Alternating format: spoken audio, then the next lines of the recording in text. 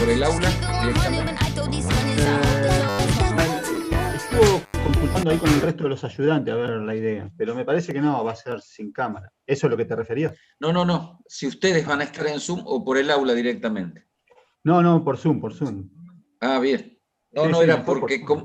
no me quedó claro en el correo y cuando va Ah, en el WhatsApp hoy, no me quedó claro por si lo sí, a mí preguntan, tampoco. ¿viste? Ah, después lo voy a consultar de vuelta con Fabián, pero no, creo que por Zoom. Sí. Sí, porque Fabián en el correo puso el aula, ¿viste? Capaz que él está en el Ah, aula, pero como tienen horario de Zoom, es posible que puedan estar. las Yo dos tenía las partes. dos, por un tema cuando en el primer cuatrimestre estaba en el Zoom y en el aula. Claro, Por precaución, tenés que cambiar de una pantallita a la otra, nada más, pero te da la opción de, viste, que en el aula vas siguiendo, más, actualizándola, que cuántos van sumándose a rendir también. claro, sí, sí, ni Un hablar. Por seguimiento eso. de qué es lo que está No, no, ocurriendo. yo tenía la idea de que nos conectamos como siempre, Claro, y los que están adentro, ya está.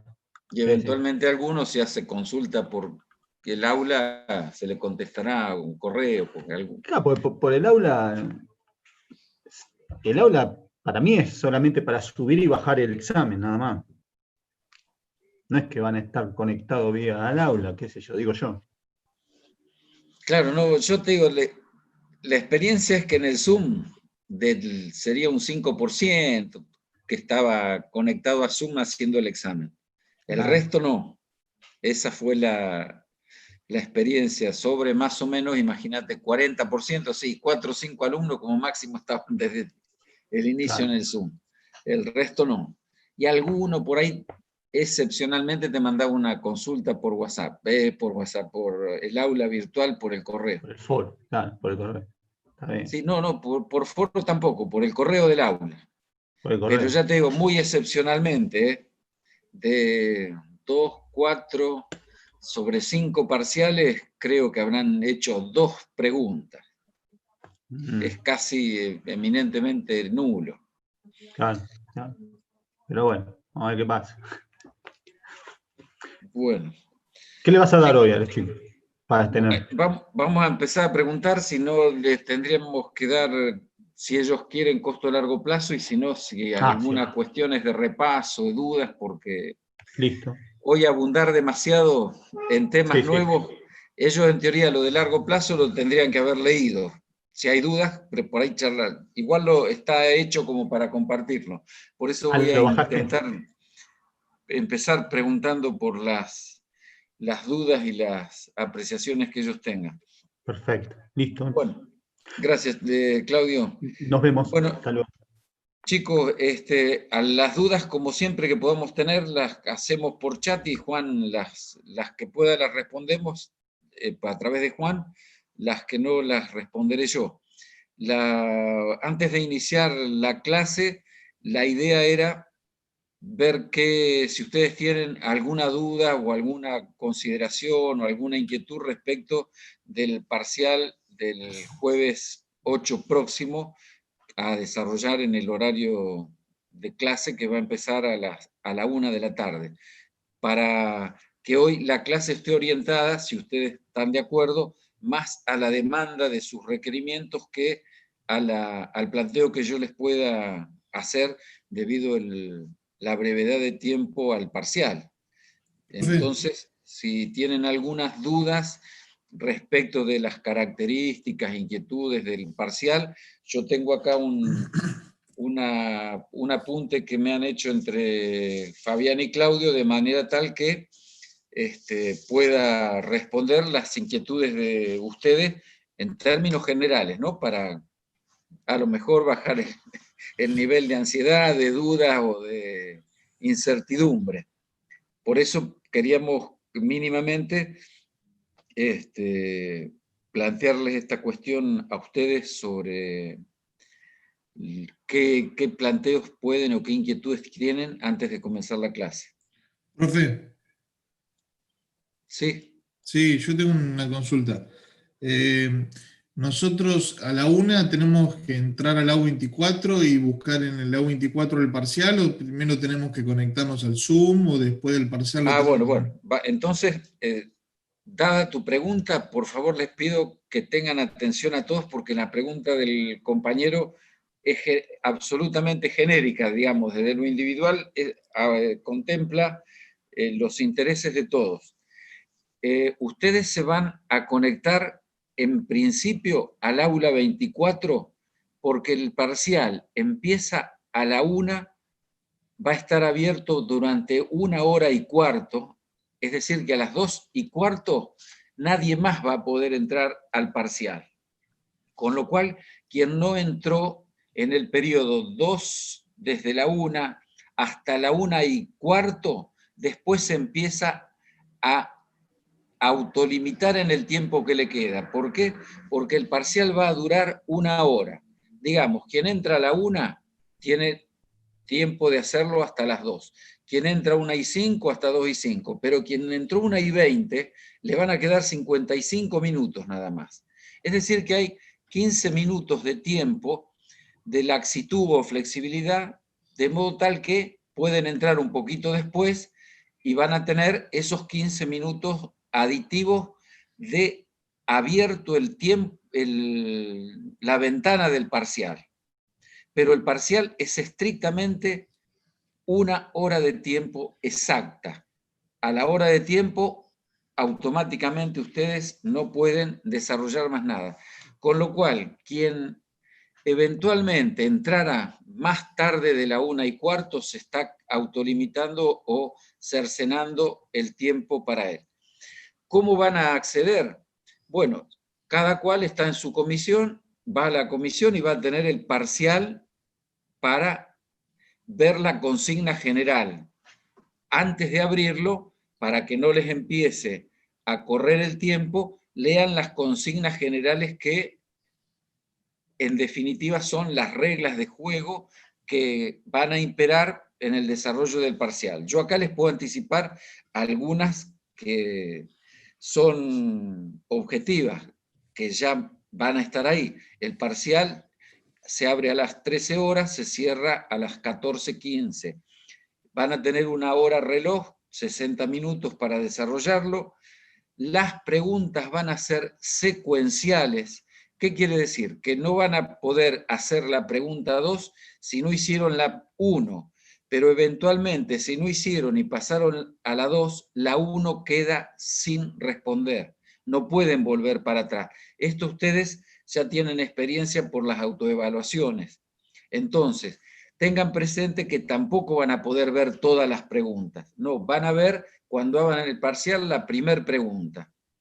La tendrán que desarrollar, desarrollada, pasan a la segunda. Si eventualmente ni van para atrás ni para adelante, no pierdan tiempo y pasen a la segunda porque es un tema de optimización de los tiempos. Pero bueno, esto estará en la estrategia de ustedes de resolución.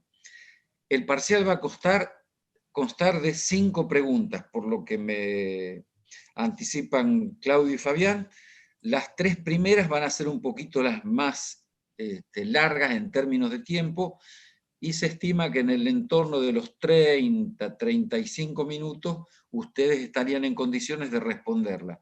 Van a tener parte operativa, que ya también la han practicado, van a tener que poner los resultados pertinentes en la pregunta, y van a tener dentro de alguna pregunta, alguna opción tipo multiple choice, sobre cada una de estas 3 primeras. Después va a haber 2 preguntas conceptuales que van a ser de respuesta relativamente corta o breve, con lo cual se estima que más de 10 minutos no le puede llevar las 2 preguntas conceptuales. Con lo cual, el parcial se debería desarrollar sin relativa inconveniente, porque es poner en consideración los conocimientos que ustedes están adquiriendo. No es que tienen que ir a buscar al libro, a los apuntes para la resolución.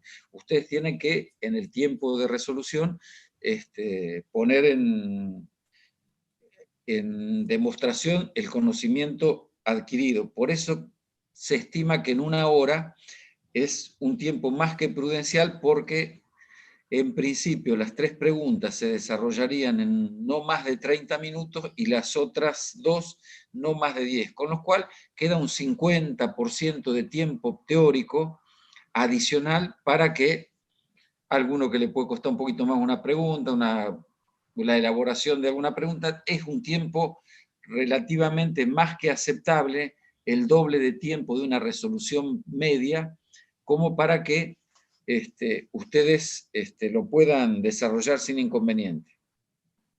Además, los profesores van a estar en Zoom o para contestar alguna duda que puedan tener respecto a la formulación de las preguntas, aunque en principio estas están hechas de la manera suficientemente clara. Pero bueno, imaginemos que alguno pueda tener una duda, podrá preguntar respecto de la interpretación de la pregunta, pero no sobre las temáticas de la respuesta, o si esto da 3,29 o 5,40. Digo, no consultar sobre la problemática de las respuestas, sino de la interpretación de la pregunta.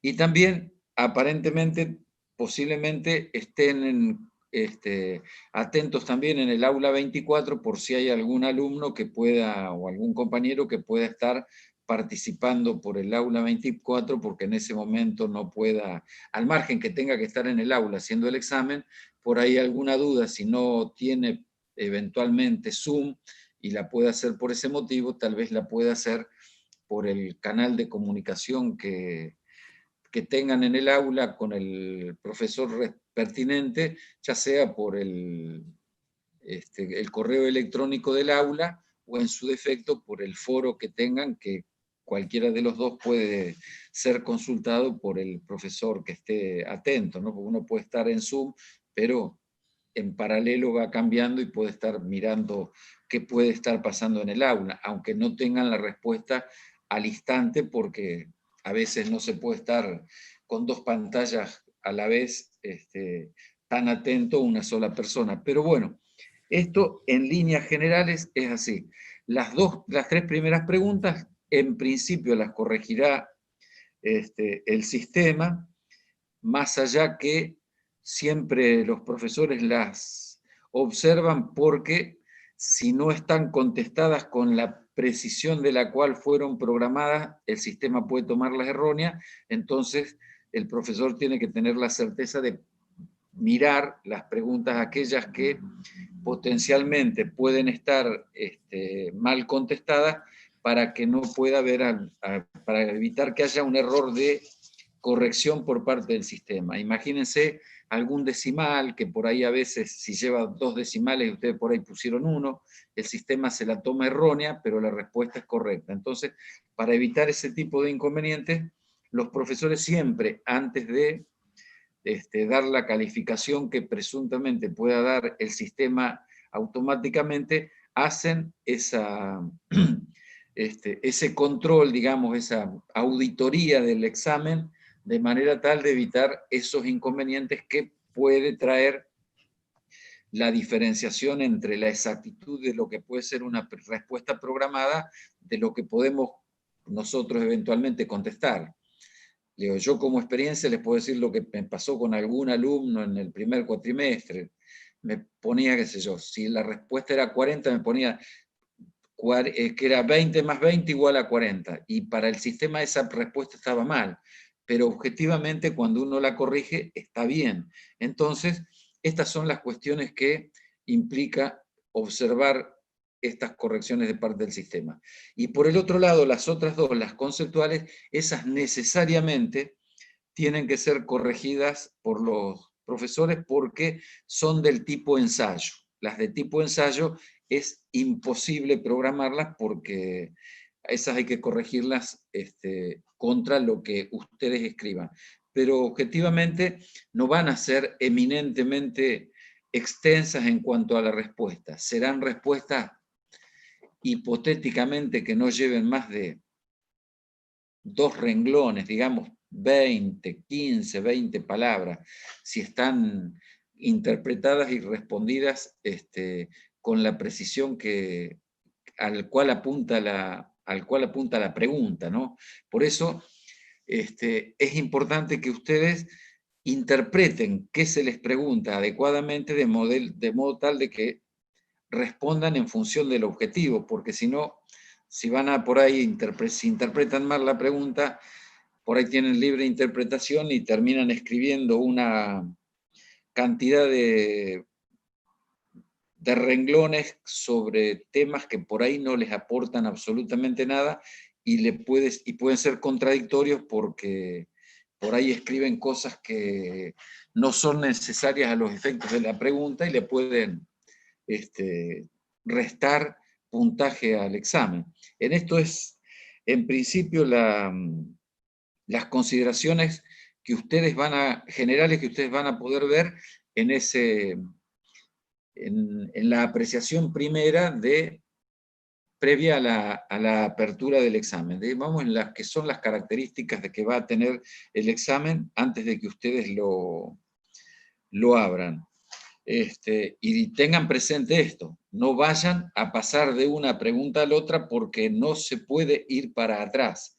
Pero esta experiencia ustedes ya la conocen, saben de este tipo de restricciones, pero bueno, no está de más insistirlas o reiterarlas porque si pasaron una pregunta sin querer, lamentablemente no van a poder volver hacia atrás a intentar responderlas. Les va a quedar ahí una pregunta involuntariamente no respondida y en esto tienen que ser cuidadosos y precisos. Bueno, yo en principio sobre este aspecto creo que puedo contestar alguna duda que haya quedado, pero son los lineamientos generales que ustedes van a encontrar en el jueves cuando a la 1 abran el aula.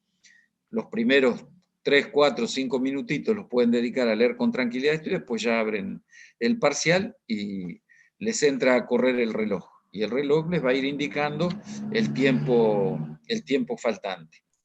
Lo que no pregunté, porque no tenía tiempo y ahora lo recuerdo, es si el parcial se entrega automáticamente cumplido el tiempo. Esto es la única duda que no tengo, cómo está programado. Pero bueno, como esto se puede reprogramar, ¿y por qué se los digo? Porque es bueno que por ahí a veces uno se le pasa el tiempo y se olvidó de apretar la teclita oportuna de enviar. Entonces, si uno lo programa de manera tal que se envía automáticamente, eso no es inconveniente. De todos modos, no se hagan problemas porque el sistema va grabando automáticamente, cada minuto, minuto y pico del desarrollo va grabando en la base.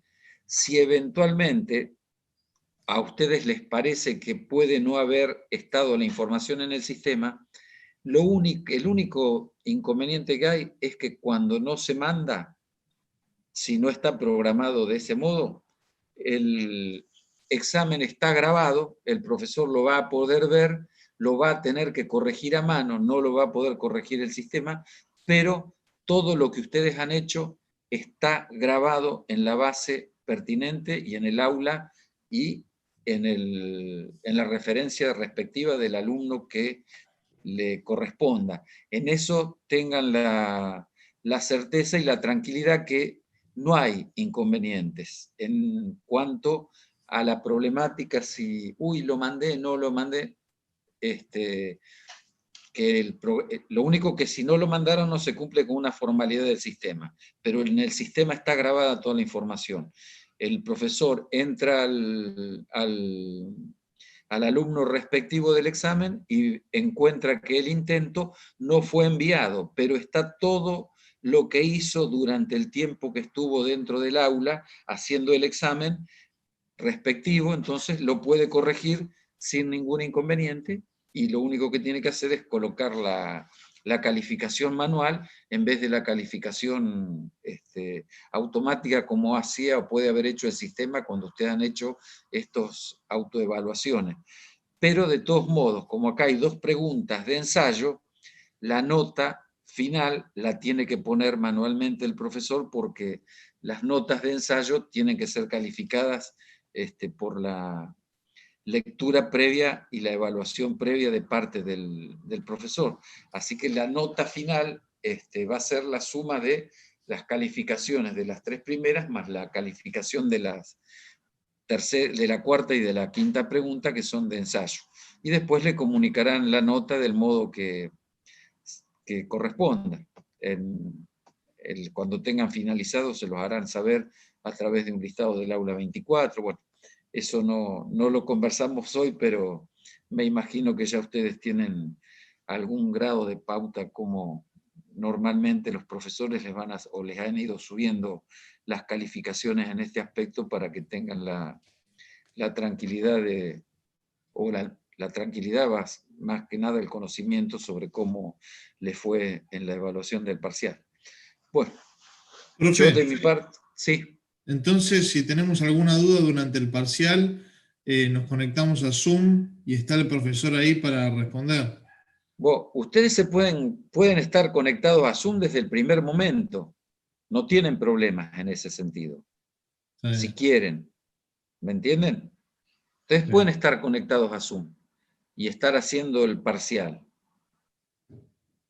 Pero el parcial lo hacen por el aula 24, ¿eh? Sí, Ojo. sí. Pero si tienen la posibilidad o quieren estar con Zoom, y bueno, dudaron sobre una pregunta, le voy a decir, profesor, tengo una duda respecto al planteo de la pregunta número 2. Bueno, y ahí el profesor les va a hacer el comentario pertinente en base a la observación o el interrogatorio que ustedes le hagan respecto a esa pregunta. En ese sentido, va a estar la apoyatura del profesor respecto a ustedes. Eventualmente, ante alguna otra circunstancia que esperemos que no ocurra, que tenga que ver con cuestiones de conectividad, que en principio a esta altura prácticamente no existen problemas de conectividad, excepto que alguien esté en algún lugar que pueda tener un corte de luz, un corte de internet. Pero en general, desde el punto de vista del soporte tecnológico de la facultad, no ha habido mayormente ningún tipo de inconveniente por parte de los servidores que soportan toda esta estructura del sistema Moodle, digamos, de este programa educativo Moodle, que realmente es una tecnología interesante, más todo el hardware que la facultad tiene, que responde con holgura para toda la demanda de una facultad más que numerosa en alumnos y en cantidad de cátedras y en cantidad de exámenes que se toman a diario, ¿no? Imagínense que mañana, como mínimo, va a haber por hora alrededor de 300 alumnos rindiendo durante casi todo el día. Entonces, el sistema en eso y el software y el hardware lo soporta mayormente sin ningún tipo de restricciones y problemas. Ahora, bueno, si hubo un corte de energía o un corte de internet, estas son cuestiones que no dependen de la infraestructura primaria de la facultad, ¿no? Pero esto es más de tipo aleatorio que le puede pasar a algún alumno en particular. Pero ya les digo, está también esta opción de que el sistema, como va grabando, es muy poco probable que se pierda la información que ustedes están desarrollando. En ese aspecto también tengan la tranquilidad que esto ocurre como cuando están trabajando en la computadora y uno tiene el Word programado que grabe cada minuto, minuto y pico. Se cortó la luz, bueno, uno perderá la información de si hipotéticamente la batería de la computadora no anda, es que perderá el último minuto, minuto y fracción de lo que escribió. Pero todo el resto está guardado porque el sistema va guardando la información cada momento estipulado en la consideración programática. Así que bueno, no sé qué más Profe, dudas le hago una consulta de teoría. ¿Hasta Sí. qué tema de teoría entra hasta qué parte del libro de Pindyck y Rubinstein entra el parcial? ¿Hasta qué Y parte de entra teoría? hasta costos a largo plazo, así está planteado en el programa, chicos. Fíjense, si ustedes tienen el cronograma, el parcial primer parcial, trabajo práctico 1 a 4.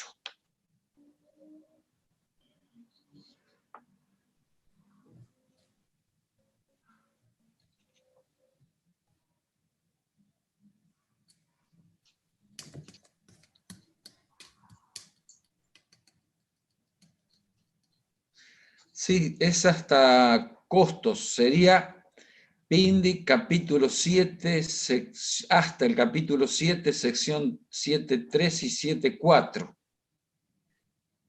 Lo que sería la clase conceptual ahí en el cronograma del 29 de septiembre y en las clases prácticas la del 1 de octubre, que está identificada como clase número 6 respectivamente, en la teoría y en la práctica. Eso es todo los temas que deberían ingresar. Por ejemplo, trabajo práctico 4, el último, ejercicios 8 a 15, habla en el cronograma costos. Obviamente Claudio tiene más idea que yo respecto a esto, por razones obvias que ellos dan la parte práctica, pero yo estoy mirando el cronograma y es el contenido que se ha desarrollado, no absolutamente en el 100%, porque muchas cosas por ahí las han tenido que ver ustedes individualmente, pero les han desarrollado algunos ejercicios de las temáticas, ustedes seguían y después iban desarrollando otras, pero han llegado a la parte de concluir costos de corto y largo plazo, digamos. Pasaron primero por producción, teoría del consumidor y las condiciones generales de mercado, demanda, oferta, elasticidades, todas esas cuestiones. No sé si está clara la respuesta. Sí, sí. Bueno.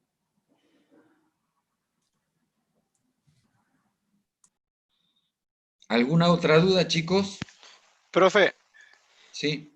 buenas tardes. Le hago una consulta con respecto a un tema que no me terminó de quedar claro al leerlo en teoría y si lo podría explicar, lo que sería economías a escala y rendimientos a escala, digamos, la diferencia. Bueno, vos viste el documento, yo el domingo en algún momento de la tardecita, noche, porque fue alrededor de las 8 de la noche, yo le subí el trabajo de costos de corto y largo plazo. No sé si vos lo viste en el aula. No, no lo llegué a ver, lo descargué, pero no lo llegué a ver realmente. Bueno, ahí está de algún modo relativamente simplificado como para que no exceda, digamos, que habrán sido 15, 20 renglones. Con lo cual, yo te pido que lo intentes ver, más allá de que te lo aclaremos ahora. Los rendimientos a escala. ¿Qué habíamos dicho en su momento cuando vimos la parte de producción? Tenían que ver esencialmente con qué pasaba con los niveles o las cantidades producidas por parte de la empresa cuando los insumos productivos variaban en un determinado porcentaje, pero ambos insumos productivos. Estamos trabajando capital y trabajo, imaginemos que los insumos productivos cambian en un 50%, entonces se chequeaba, se corroboraba, se confrontaba qué pasaba con la producción. Si la producción aumentaba más en mayor proporción que el incremento de los factores productivos, si la producción aumentaba en igual proporción que los factores productivos o si la producción aumentaba en menor cuantía. Entonces acá, si la producción aumenta más que el 50%, vamos a tener rendimientos crecientes a escala. Si aumenta en igual porcentaje, 50%, vamos a tener rendimientos constantes a escala. Y si aumentaba en menor proporción, imaginamos 40, 30%, vamos a tener rendimientos decrecientes a escala. ¿Qué pasaba? ¿Qué se entiende con este esquema? Que si nosotros cambiamos de planta, teníamos una planta con 2 unidades de capital y 2 de trabajo, y producíamos X cantidad de producto. Ahora pasamos a tener una planta con 3 unidades y 3. ¿Ven que aumentan la misma proporción? Pasamos de 2 y 2 a 3 y 3. Y de acá tenemos que ver qué pasó con la producción. Entonces, nuestros recursos aumentan en el 50%. ¿Y nuestro producto en cuánto? ¿Aumenta en más, igual o en menos? Estas son las opciones que se nos pueden dar. Con lo cual tendremos rendimientos crecientes, constantes o decrecientes. Pero, ¿qué es la condición? Que el precio de los factores productivos están dados, porque presumimos que estamos en un mercado competitivo, con lo cual, si los precios de los factores están dados, ¿qué es lo que nosotros vamos a percibir? Que el gasto por comprar 50% más de trabajo y de capital, ¿en cuánto se va a incrementar el costo total? En el 50%, ¿verdad? Porque antes comprábamos 2 unidades de cada recurso a un determinado precio, vamos a imaginar a $1 cada uno, gastábamos 4. Ahora compramos 3 unidades de cada uno, a $1 gastamos 6. Es decir, que nuestro gasto, nuestro costo total en los recursos productivos se incrementó 50%. ¿Por qué? Porque los precios están dados por el mercado y no variaron. Ahora, si ese gasto lo comparamos contra la producción, y la producción aumentó más del 50%, el costo promedio de unidad producida va a disminuir. Si aumenta en la misma proporción, el costo promedio permanece igual, o costo promedio o costo medio. Y si aumenta la producción en menor cantidad, el costo promedio va a aumentar. Esto es lo que estaría de algún modo indicando que la curva de costo medio de largo plazo sea descendente para el primer caso, cuando hay rendimientos crecientes de escala, sería horizontal al eje de abscisas cuando hay rendimientos constantes de escala, y usualmente en los libros toma el puntito mínimo, el mínimo del costo promedio. Es muy poco probable ver a veces en la literatura que haya un segmento horizontal al eje de abscisas como costo medio de largo plazo constante, y después comienza a crecer. Ahí tendríamos fases de rendimientos crecientes, constantes y decrecientes. Y esto tiene que ver con un aspecto eminentemente tecnológico inherente a la propia empresa. Por ahí se mejoran los rendimientos de los factores porque la planta es más grande, básicamente por ahí la gestión, la especialización de los recursos productivos, cuando pasamos de pocas unidades de producción a más unidades de producción, se pueden verificar este tipo de fenómenos tecnológicos por parte de la empresa. Ahora bien, cuando se habla de economías de escala, ¿qué es lo que ocurre? También vamos a observar en la curva de costo medio de largo plazo que se van a verificar las economías de escala cuando estamos en el tramo descendente de la curva de costo promedio de largo plazo. Constantes cuando estamos en un segmento horizontal o en el punto mínimo, si ustedes lo quieren ver en el sentido específico de un puntito especial, pero lo ideal sería por ahí hacer un tramito para que sea más fácil desde el punto de vista visual. Y después en la parte creciente tendríamos las deseconomías de escala. ¿Y a qué están refiriendo las economías de escala? ¿A qué pasa con los costos de producción cuando está cambiando la producción? Y los costos de producción pueden estar cambiando porque cambia el tamaño de planta, y en el tamaño de planta, acá no está la condición de que los factores tienen que cambiar en la misma proporción. Los factores pueden cambiar en proporciones diferentes. ¿Por qué? Porque pueden haber cambiado sus precios relativos. Entonces, imagínense, por ahí creo que Pindi les da el ejemplo de una granja, o una granja, un tambo, donde tienen X cantidad de vacas que se ordeña a mano o manualmente para obtenerle el litro de leche, y bueno, después aparentemente se duplica el número de vacas, pero en vez de ordeñarse en el nuevo proceso, en la nueva planta que tiene más animales, han cambiado o sustituido parte del factor trabajo, que era el que se llevaba adelante el ordeño de vaca, por maquinaria. Entonces, ¿qué es lo que pasó en la nueva opción?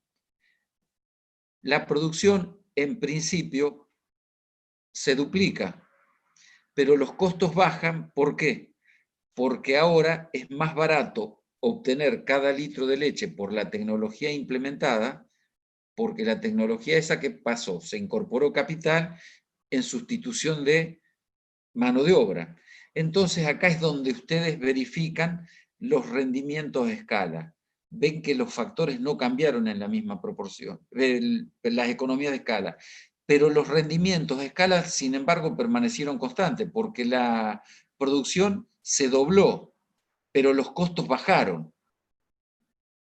Entonces, al bajar los costos, estamos verificando un esquema de economías de escala. Si los costos hubieran permanecido constantes en relación al incremento de la producción, hubiéramos tenido economía de escala constante, es decir, nos moveríamos sobre el tramo horizontal de la curva de costos medios.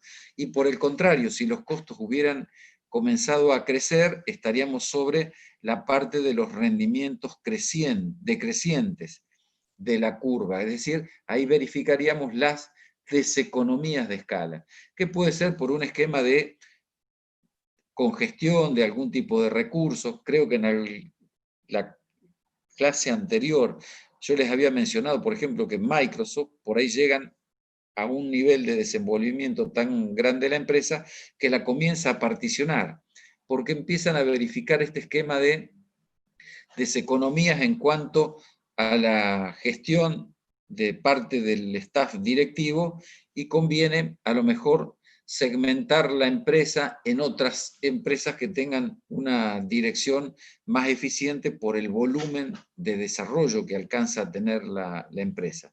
Entonces, y ahí cumplen con un doble objetivo, con la ley antimonopolio que rige en Estados Unidos y con una mayor eficiencia por parte de del desenvolvimiento de la empresa.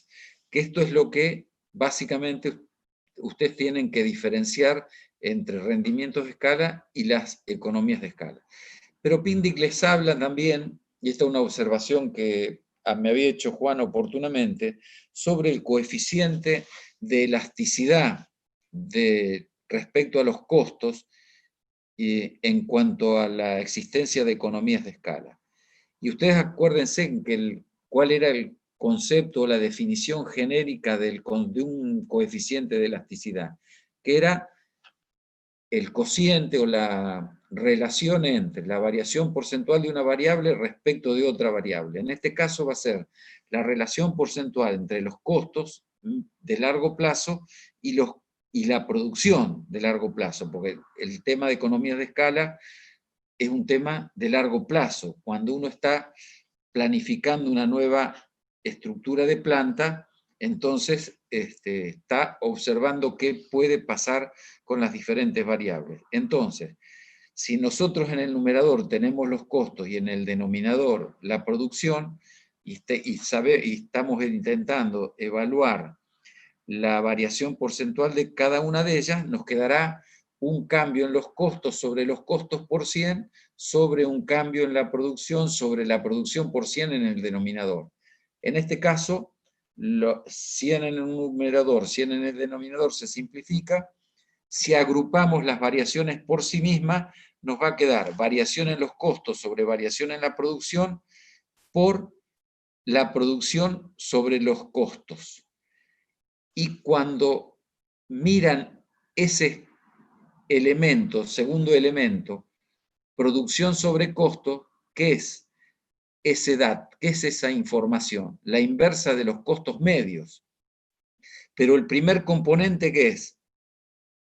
El concepto de costo marginal, porque tenemos variación en los costos sobre variación en la producción. Entonces, tenemos costo marginal multiplicado por la inversa del costo promedio. Entonces, este coeficiente de elasticidad va a ser el producto medio, el costo medio dividido, el costo marginal dividido el costo medio. Con lo cual, ¿qué valor puede tomar el coeficiente hipotéticamente? Puede ser mayor, igual o menor que 1. Cuando tenemos economías de escala, ¿cómo va a ser el valor del coeficiente? Y tiene que ser menor que 1. ¿Por qué? Porque el costo marginal viene disminuyendo, con lo cual el costo promedio viene por encima del marginal. Entonces, en este cociente del coeficiente, el costo medio divide a que es un valor mayor, divide un valor menor. Entonces, el coeficiente tiene que ser menor que 0. Si el coeficiente da 1, es porque el costo medio tiene que ser igual al costo marginal, denominador igual al numerador. Y es acá donde eso se cumple cuando los costos son horizontales en relación al eje de abscisas. Y cuando estamos en la parte ascendente, los costos medios crecen por debajo de los marginales, con lo cual el coeficiente, que es el cociente entre el marginal y el medio, tiene que darnos mayor que 1. Esto está en el artículo que yo le subí, pero también está explicitado en el libro de Pindy, en la parte pertinente, creo que, si mal no recuerdo, hoja impar son las de la derecha, en una hoja par. No me acuerdo qué número específico, pero me parece que está sobre la parte izquierda del libro, con lo cual debe ser en una de las hojas pares cuando trata esta temática. No sé si te quedó claro el tema.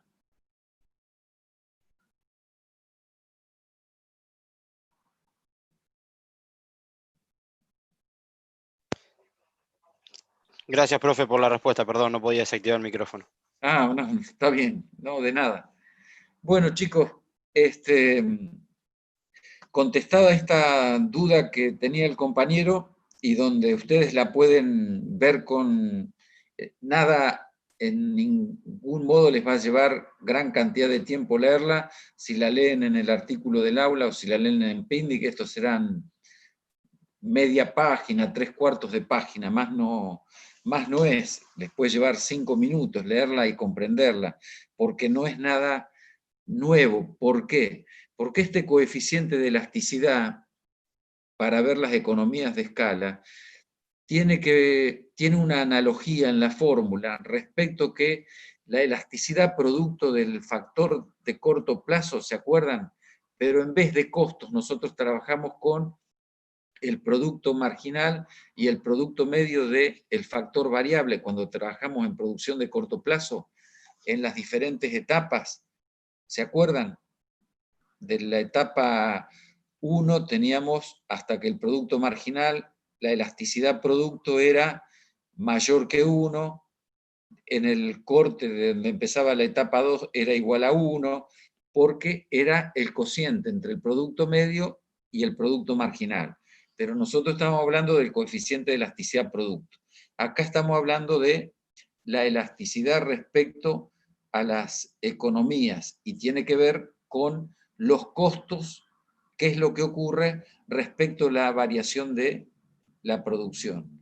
Entonces, las variables que vamos a utilizar será costo en el numerador y producción en el denominador. Y como esta era una variación porcentual en uno y en otro, descomponemos la variación porcentual y llegamos a la inferencia que nos da el costo marginal dividido el costo medio, pero como conceptos de largo plazo, ¿no? Porque en las economías de escala es una temática que se verifican en el largo plazo, es decir, cuando estamos cambiando la escala de planta, pero con una variación no proporcional en el uso de los factores productivos. Cosa que en los rendimientos de escala nos exige que la variación en los recursos sea proporcional. 1%, 10%, 100%. Pindic les habla normalmente del 100% porque le dice si duplicamos, si doblamos. Cuando uno dice si duplicamos es porque el incremento es del 100%. Si bien no lo menciona como el 100%, me parece, habla del doble y toda cosa que se duplica es el 100%, digamos, de 10 a 20 la variación es el incremento, ¿no? Y ahí ¿qué hicimos? Duplicamos.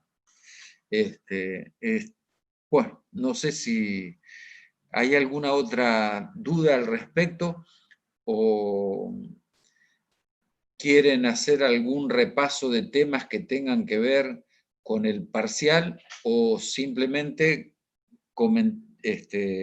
vemos la parte que no vimos en la clase anterior que tiene que ver con costos de largo plazo, que era la parte que en la clase anterior no habíamos desarrollado. Pero antes de definirlo individualmente, me parecía que era prudente preguntarles a ustedes si es mejor trabajar a requerimiento, a demanda de ustedes por la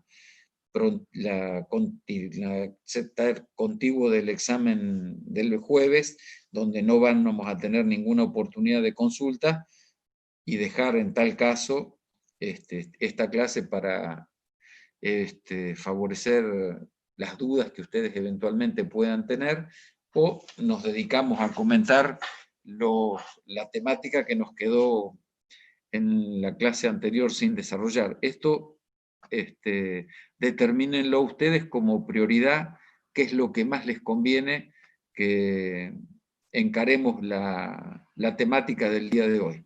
Luis, Sí. escúchame, antes que nada, no está grabando la clase, o sea, por la duda que te hayas olvidado. No, esto como fue, la verdad que no me había olvidado de apretar el botoncito. Grabar. Acá los chicos están preguntando por las etapas de la producción en el corto plazo, ¿viste? O sea, creo que tienen dudas en cuanto a las etapas, cuándo termina una, cuándo empieza la otra. Bueno, si yo les muestro el gráfico me tienen que aguantar un cachito porque tengo que buscar el archivo. Si ustedes lo tienen en la mano, al gráfico, yo se los puedo describir sin que lo vean en la pantalla. ¿Qué es lo que hacemos más rápido? Pues si no lo tengo que buscar y me puedo demorar un minutito y medio.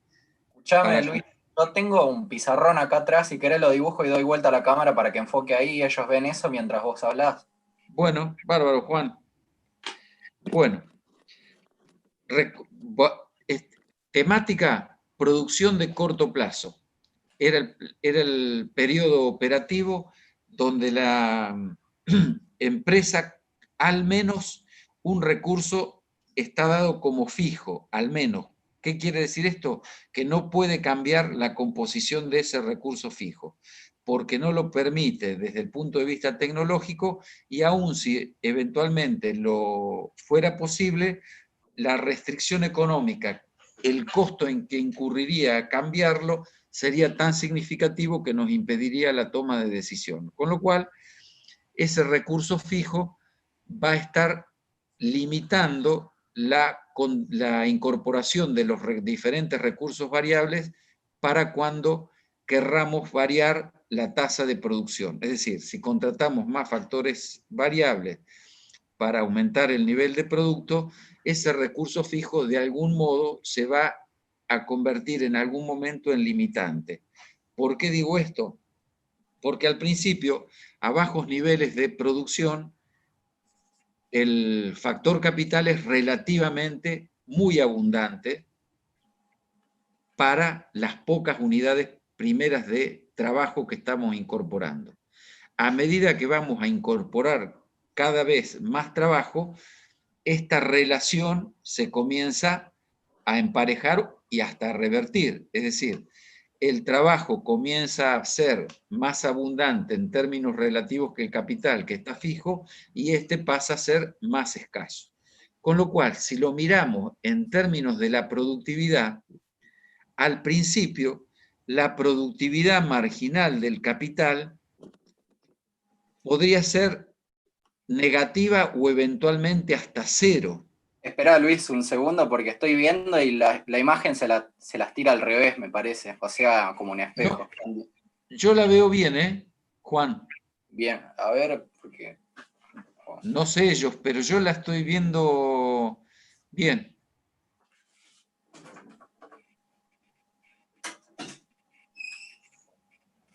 Pero trabajá tranquilo porque todavía no llegué a las etapas. Bueno, entonces, esto es como que nos estamos deslizando en una isocuanta de arriba hacia abajo, ¿no? Mucho capital y poco trabajo. Cuanto más trabajo incorporamos, nos vamos pasando a otras isocuantas porque aumentamos la producción, pero con una dotación fija de capital. Entonces, el capital, cuanto más trabajo incorporamos, se hace más escaso en términos relativos y el que se hace más abundante es el trabajo. Entonces, el capital comienza a mejorar su productividad y comienza a disminuir en algún momento la productividad del trabajo. Este proceso conceptual va a depender de cada esquema tecnológico respectivo, es decir, que no todos los procesos de producción tienen el mismo comportamiento, va a depender de la tecnología que esté subyaciendo en el proceso de producción, de cuándo se manifiestan estas cuestiones, pero siempre esto se va a manifestar. Por eso esa denominada ley de las proporciones variables o ley de los rendimientos marginales decrecientes refiere que el producto va a crecer, pero que en algún momento el producto va a comenzar a descender. Cuando estamos incorporando factores variables, cuando tenemos alguno fijo. Entonces, ¿por qué? Porque los saturamos al factor fijo, entonces en algún momento. ¿Por qué dice en algún momento? Porque va a depender de los procesos económicos de los diferentes bienes que se produzcan en las diferentes condiciones. Es decir, que no hay una homogeneidad absoluta para todos los tipos de requerimientos productivos, pero todos van a especificar este comportamiento en algún punto. Entonces, ¿qué quiere significar? Que al principio la productividad marginal del capital del trabajo va a aumentar muy fuertemente. Y si el producto marginal aumenta muy fuertemente, ustedes saben que un concepto marginal cuando aumenta, el concepto medio, en este caso el producto medio, aumenta pero va por debajo. ¿Y esto qué pasaba con la función de producto total? La función de producto total aumentaba la cantidad de bienes producidos por unidad adicional de trabajo que se iba incorporando. ¿Y cómo aumentaba? En forma más que proporcional.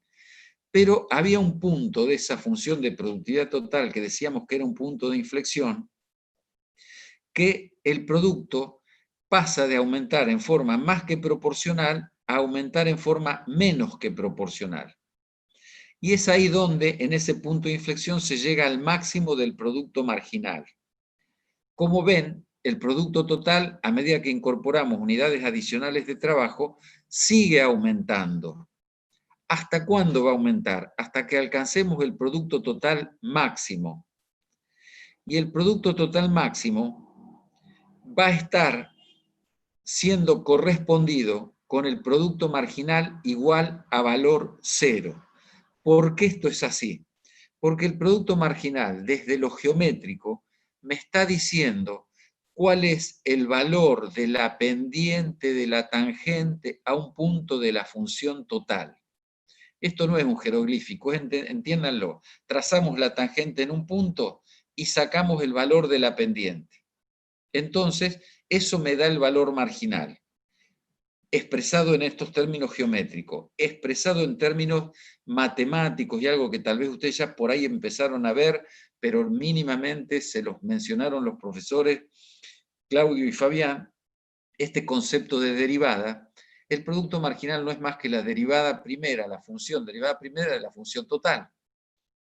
Entonces, si trazamos la tangente en el producto total máximo, va a ser horizontal al eje de abscisa. ¿Y cuál es el valor de la pendiente de una línea horizontal al eje de abscisas? Es cero. Entonces, el valor de la tangente, de la pendiente de la tangente a la función de producto total en su máximo es cero. Entonces, ¿cuánto vale el marginal? Cero. hasta ahí hemos visto el máximo del marginal con relación al punto de inflexión de la función de productividad total y el producto total máximo asociado al producto marginal cero.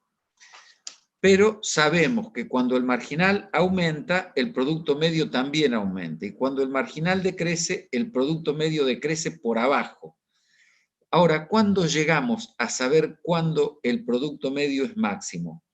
Para saberlo, tenemos que trazar un rayo vector que parta desde el origen y que alcance la mayor pendiente posible. ¿Y cuándo alcanza eso? Cuando el rayo vector se hace tangente a la función de productividad total del factor trabajo. Entonces, ese rayo vector, ¿qué me dice? Si yo mido en ordenadas el producto total y en abscisas estoy midiendo la cantidad de trabajo, cuando miro el punto de la función de productividad total, sobre ordenadas veo qué cantidad de producto obtengo y hacia abajo en abscisas observo la cantidad de factor productivo utilizado. Divido producto total dividido unidades de trabajo y obtengo el producto medio. Geométricamente, ¿cuál es? Es la diagonal de ese rayo vector a ese punto. Bien, ahí se entendió, obtenemos en ese punto el máximo producto medio de L para ese nivel de trabajo o tasa de producción de factor productivo utilizada. Ahora, si también nosotros queremos saber en ese punto de la función de producto total de trabajo que se hizo tangente el rayo vector, quiero saber cuánto en ese punto vale el producto marginal, trazo una tangente en ese punto. Y la tangente que trazo se me tiene que superponer con el rayo vector que partió desde el origen. ¿Y esto qué significa? Que la pendiente, el valor de la pendiente del rayo vector que parte desde el origen es igual a la pendiente de la tangente en ese punto que me va a dar el valor marginal. Consecuentemente, geométricamente, para ese valor de trabajo utilizado, el producto marginal tiene que ser igual al producto medio. Lo va a cortar ahí, a ese nivel de trabajo utilizado. Ahora, ya tenemos los puntos críticos, los puntos relevantes de las funciones, totales, medias y marginales. El marginal máximo, el medio máximo, el marginal cero, el punto de inflexión de la total, el punto de la total donde el medio es máximo y el punto del máximo de la total. Y ahora podemos identificar las etapas.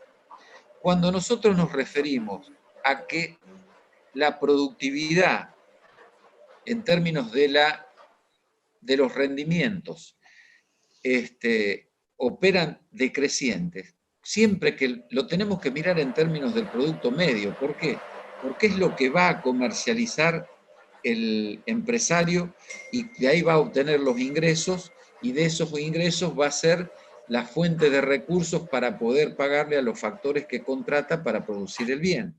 Entonces, siempre que el producto medio esté creciendo, el empresario va a estar motivado a contratar unidades adicionales de recursos productivos. Entonces, ¿dónde comienza la etapa 2? La etapa que es la de decisión económica, comienza en el máximo del producto medio, que es donde está cortada desde arriba por el producto marginal. A partir de ahí, hacia la izquierda, para tasas o valores inferiores a L, vamos a tener la etapa 1. ¿Y por qué en la etapa 1 no nos vamos a posicionar? Porque el producto medio está creciendo. Por más que el marginal crezca y vaya por arriba, siempre que contratemos una unidad adicional más, el producto medio va a crecer. Entonces vamos a estar inducidos como empresarios a seguir contratando trabajo. Entonces, etapa 1, hasta que el producto medio se iguala con el marginal en el máximo del medio. La etapa 2 nace ahí.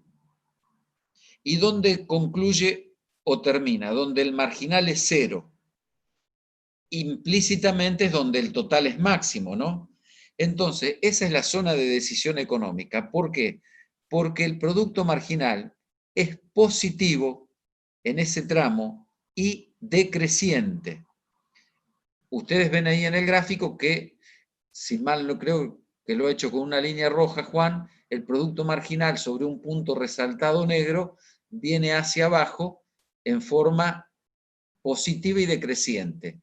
¿Y por qué decreciente? Porque va contribuyendo adicionalmente cada vez menos, pero en forma positiva, al producto total. Y ustedes ven que el producto total va en el tramo del producto donde el producto medio es máximo al total máximo, en ese arco de la función total.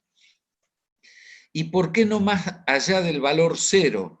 Porque si contratamos unidades adicionales de trabajo, esas unidades adicionales nos reportan cantidades negativas, es decir, en vez de producir en más, producen en menos, entonces nos resta. ¿Y por qué vamos a contratar más cantidad de un recurso que hay que pagarle una contribución en términos positivos de ingreso y nos va a contribuir en términos negativos de ingreso? Técnicamente sería impropio, porque si pudiendo utilizar menos, vamos a utilizar más. Es desde lo tecnológico irrazonable, pero también es irrazonable desde lo económico. Así como es irrazonable plantearnos técnicamente o económicamente posicionarnos en la etapa 1. Entonces, nos queda esa etapa 2 como zona de decisión económica.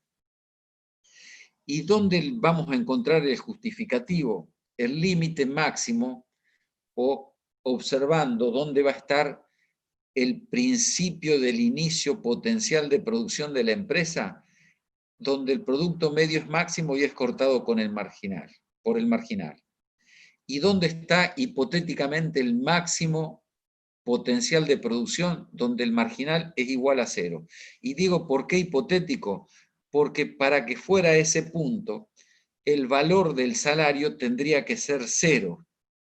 Entonces, digamos que conceptualmente es casi muy poco probable que ese punto pueda ser alcanzado, porque nadie trabajaría a salario 0. Entonces, es muy poco probable, lo cual no indica que desde el concepto tomemos que la etapa 2 va desde el producto medio máximo hasta el producto marginal 0. Y de última, esa porción de la función de producto marginal entre el producto medio máximo y el marginal 0 va a ser o se va a convertir potencialmente en uno de los dos conceptos que va a conformar la curva de demanda de trabajo. ¿Por qué? Porque es el producto marginal del trabajo. Y todo empresario, ¿qué conceptos va a tomar en cuenta para demandar recurso productivo? Si el trabajador es más elegante, menos elegante, la trabajadora es más pintora, menos pintora, no, lo que le va a importar es cuál es el rendimiento en términos de producto que genera cada unidad de trabajo adicional que contrate. Las demás consecuencias son accesorias, no tienen que ver para la toma de decisión de contratar trabajo. Lo que le importa saber es cuánto le va a rendir adicionalmente esa unidad de trabajo que va a contratar, por día, por hora, por mes, por quincena, por el tiempo que estemos definiendo. Entonces, desde el concepto económico, al empresario le interesa cuál es el producto marginal, es decir, cuántas unidades adicionales de bien que está elaborando le va a reportar esa persona. Pero como nosotros estamos operando o trabajando en una economía monetizada, no en una economía de trueque, donde al trabajador le vamos a pagar con parte de lo que produce, sino que le vamos a pagar en dinero, tenemos que traducir en pesos los bienes que marginalmente produce, ese producto marginal, transformarlo a pesos. ¿Y cómo lo vamos a transformar a pesos? Multiplicándolo por el precio del bien. ¿Se acuerdan? Yo creo que les había dado como ejemplo el par de zapatos. Bueno, si marginalmente el trabajador me genera 2 pares de zapatos adicionales, bueno, lo multiplicaré por el precio de los zapatos y ahí voy a obtener el valor del producto marginal. Es decir, si 2 pares de zapatos valen 100 pesos, bueno, generó ¿cuánto? Como valor del producto marginal, 200 pesos.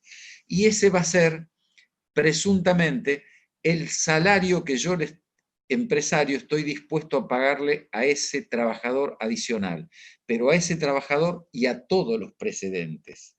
Con lo cual, el producto marginal en competencia, como estamos pensando nosotros, perfecta en el mercado de bienes y en el mercado de factores, multiplicado por el precio del bien final, valorizado en pesos el producto que nos ha generado ese trabajador, se convierte o se va a convertir en la demanda del factor productivo.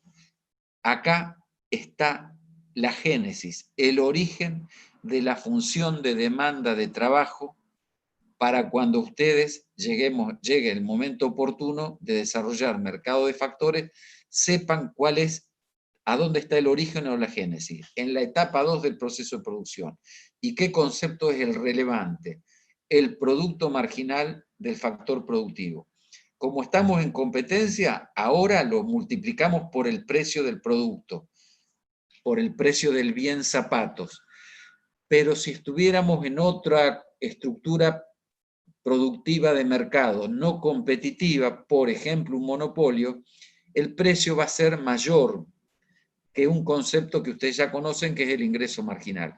Entonces, la valorización del producto marginal va a ser diferente. Y es acá donde vamos a tener la diferencia en la demanda de trabajo, pero no en el concepto marginal del producto, sino en cómo lo valorizamos.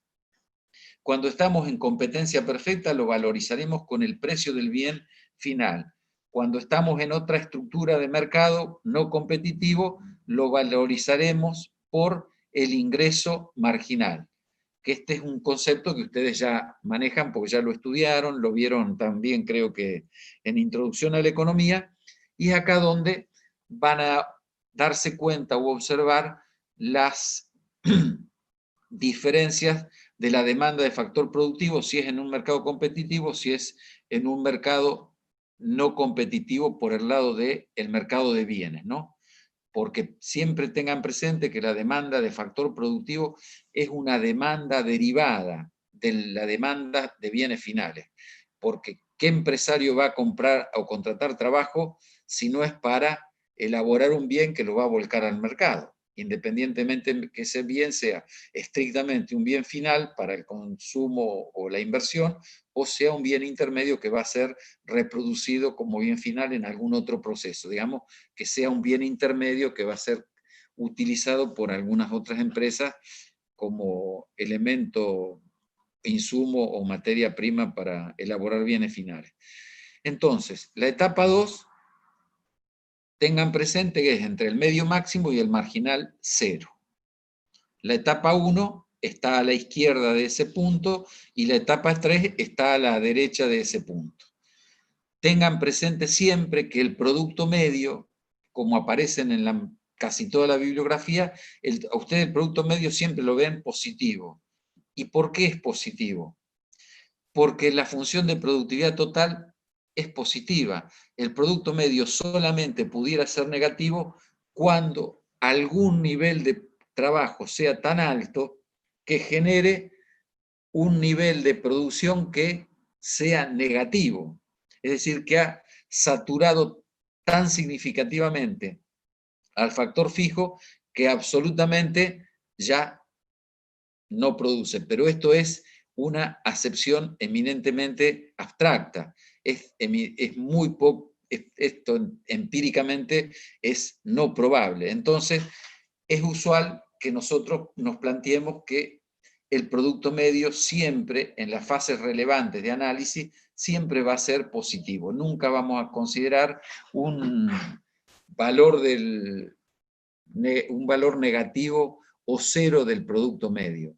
podrá ser en un ejercicio eminentemente matemático que uno esté jugando con funciones y las funciones puedan a lo mejor tener algún nivel de convergencia a algún punto en algún momento, pero esto es eminentemente abstracto y no válido desde el punto de vista económico. Económicamente nosotros trabajamos con valores que tengan que ver con valores usualmente de tipo positivo para algunas variables, porque el valor negativo para muchos efectos no tiene ningún resultado. Digamos, los costos son positivos, restan, pero son positivos. Los precios normalmente son positivos. Puede ser que se den circunstancias que por ahí alguna actividad puede estar perdiendo y pueda ser considerada relevante, y bueno, y si pierde, no tiene utilidades positivas, por ahí se lo subsiede a los efectos de que pueda persistir esa actividad. Pero ese es otro tema que no tiene que ver con valores eminentemente negativos, sino que la producción es positiva, hay un precio positivo, pero hay un costo que es mayor que el ingreso total y puede estar dando una pérdida. Bueno, pero si a los efectos sociales vale la pena tener ese bien, a lo mejor de algún lado tendrá que salir el subsidio para que ese bien esté disponible en términos de la población. Imaginemos con este tema de la pandemia o cualquier vacuna. Si bien no tenemos una vacuna hoy, pero todas las que entran dentro del plan usual de vacunas, ¿cuál es el precio de las vacunas? Es cero, son gratuitas, pero las vacunas tienen un costo y alguien lo paga para que el beneficiario de esa vacuna se la coloque en la unidad sanitaria pertinente y no gaste ninguna cantidad de dinero, ni por el valor de la vacuna, ni por el servicio que le prestan al colocarle la vacuna. Entonces digo, acá hay un subsidio implícito que está pagando a alguien. No interesa desarrollar más el tema pero lo que quiero significar es que siempre nos vamos a mover con valores de tipo positivo. Entonces, pero por ahí alguno puede tener la duda, si el valor del producto medio cuando la grafica se puede ir al cuadrante negativo. Es muy, digamos, es absolutamente improbable desde lo económico, aunque jugando con las matemáticas, por ahí alguna función en un tramo que no sería viable para el rango de las variables que uno definiría como el rango aceptable desde el punto de vista económico, donde tengan significación esas variables, pero por ahí desde la abstracción matemática, si uno está jugando con las matemáticas, puede que lo teorice o lo valore, pero económicamente no tiene sentido alguno al respecto. ¿Quedó claro el tema de las etapas productivas en el corto plazo o merece que hagamos alguna consideración adicional?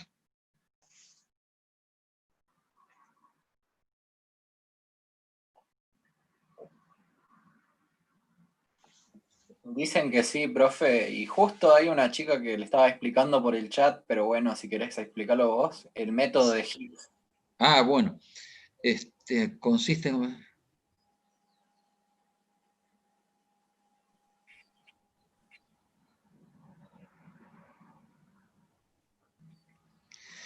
Bueno, en principio sí, le estabas dando la respuesta clara. El método de Higgs, chicos, consiste en compensar al consumidor en el ingreso, compensarlo otorgándole teóricamente más ingresos si el precio ha subido o quitándole, restándole ingresos si el precio ha bajado, en función de la nueva relación de precios que impera en la economía, ¿no?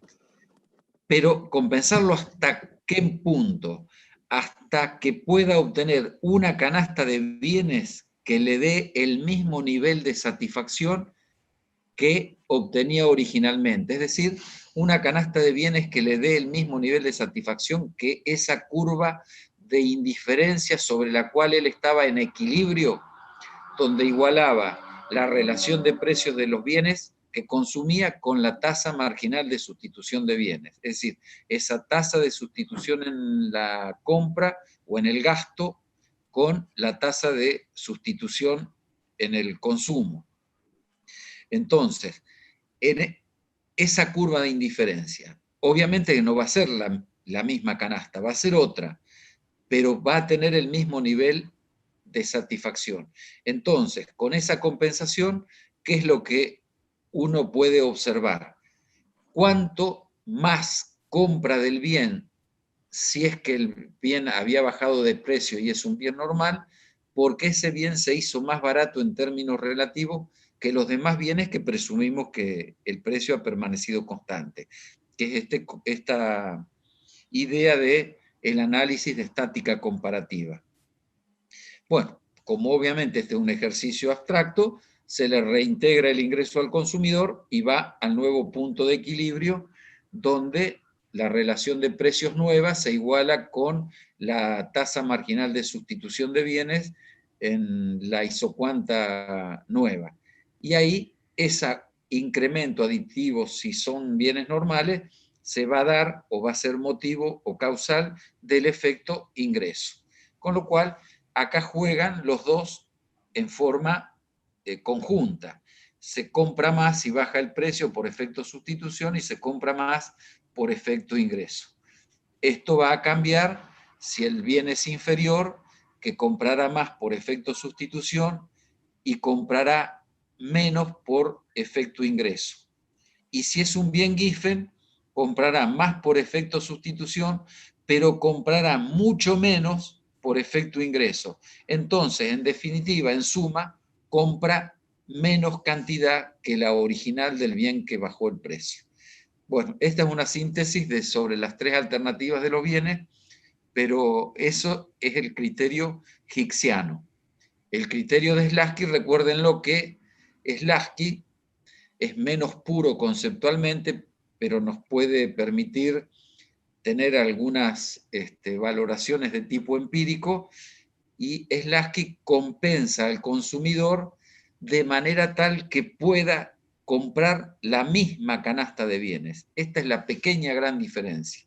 Uno, dejarlo en el mismo nivel de satisfacción, y otro que compre la misma canasta de bienes. Al comprar la misma canasta de bienes, cuando hay que compensarlo en el ingreso, si es porque bajó el precio, se le quita menos ingreso que el debido. Entonces se lo posiciona implícitamente en una curva de indiferencia superior. Entonces acá lo que difiere no es el efecto total entre ambos autores, sino es la cuantificación del efecto sustitución. Y obviamente, como cambia el sustitución, al ser el total igual, va a estar alterando el efecto ingreso. Y en el caso de Hicks, lo compensa, le quita menos ingreso cuando baja el precio. O le está dando más cuando sube el precio. Entonces, esta es una compensación a la Slutsky, ¿no? Que son las dos maneras de verlo. Y obviamente recuerden que de cualquiera de estas tres opciones, ustedes pueden comúnmente sacar la curva de demanda ordinaria, convencional, o la que se denomina con ingreso nominal constante desde lo teórico, y después las curvas de demanda compensada en el ingreso a los Hicks, que sería con ingreso real constante, o según Slutsky, con ingreso aparente real constante. Son las tres curvas de demanda que ustedes van a poder obtener, la convencional y las otras dos compensadas en el ingreso. Lo que les dicen las otras dos compensadas en el ingreso es cuánto compra más del bien cuando baja el precio, cuánto menos cuando sube, pero solamente por efecto sustitución. ¿Por qué? Porque el ingreso que se supone que está implícito en cada una de esas curvas de demanda es el ingreso constante del consumidor, o compensada a la Hicks o compensada a la Slutsky. Por eso esas curvas no son idénticas, tienen un punto en común, pero después para precios menores o para precios mayores, esas curvas no tienen la misma, no son iguales. Consecuentemente, esto implica que la compensación en el ingreso por ambos autores es diferente.